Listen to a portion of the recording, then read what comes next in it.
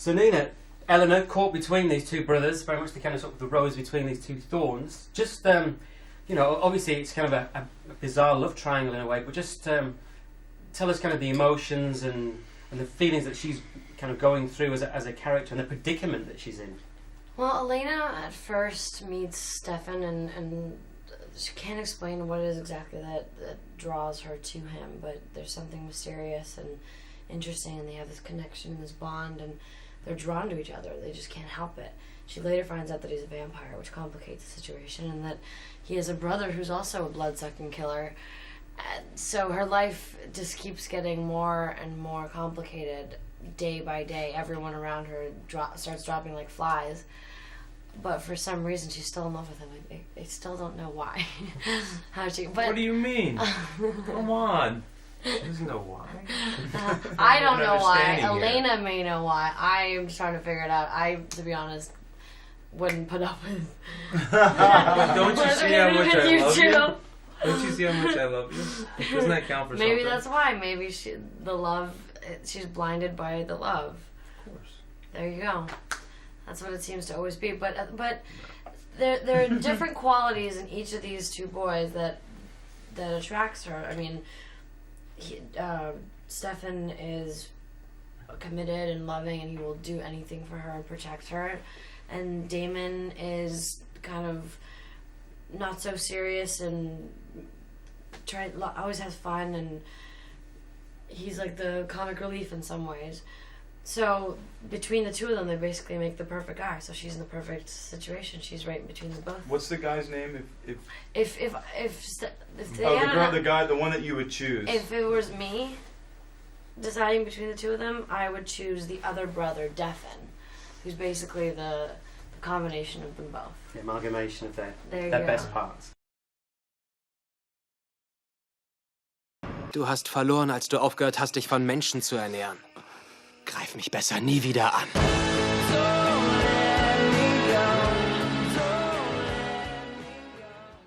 In terms of the actual themes you've touched upon there, you know, in terms of obviously romance, vampire, escapism, and everything else, what do you think it is that, you know, this particular kind of genre, especially both in drama, both on TV and film, is so appealing, or has been so appealing in the last 4 or 5 years? Because the kind of vampire-esque genre has just exploded massively, both in print, on TV, on film. Great. Where do you think that appeal lies? It's a great platform for storytelling in an interesting sort of setting. And also, you know, it's a great way to tell a story of a young adult story with such odd and extreme circumstances. And the vampire is symbolic of the rebel, the outsider, the outcast, the recluse. Yet the one that's the rebel who's still appealing, the bad boy that you sort of want to get close to, but you are kind of afraid of, and represents a lot of people can sort of relate to that, male and female alike, and so I think that's sort of the, I think a good platform. I think that's a great way to explain it. I mean, you know, there are many avenues to, you know, essentially you have these characters which we're all, you know, human beings just in general are attracted to things that are dangerous and scary, but yet sexy and mysterious at the same time. But just like Paul said, it is such a basis for great storytelling. I mean, there's so much symbolism and parallels to human life. Well, they're humans with heightened abilities and feelings. I mean, everything is between all their senses are heightened. Yeah, I mean, everything that we smell, they can smell it 100 times stronger, and the touch and you know, it's like the blood. It's like that could represent a million other things and different addictions in our daily life. Yeah. You know, and so people watch it and even subconsciously have metaphorical, you know, sort of interesting sort of archetypal. You know, rebel. Just plucking the word from the title there, diaries. Did either of you or any of you keep diaries when you were younger, and if so, why? And just you know, just taking that out of there. Just I did. More like a journal. When I was younger, when I started working. Isn't a journal basically like a? It is. It is a diary. I never started with Dear Diary. Dear self.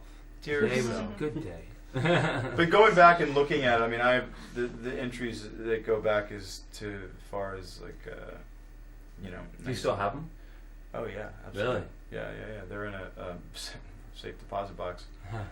Going back into as early as 1996 when I started working as an adult, traveling around the world and you know, so many thoughts coming into your head at such an expedient manner and trying to process all of that. It was really cool to see how you took information in, experienced it, and how it came back out of you, and the words that you used to describe it and sort of the emotional content that it has is really cool to be able to go back and see that, because then you start to be able to piece together how your decision making process, who you are.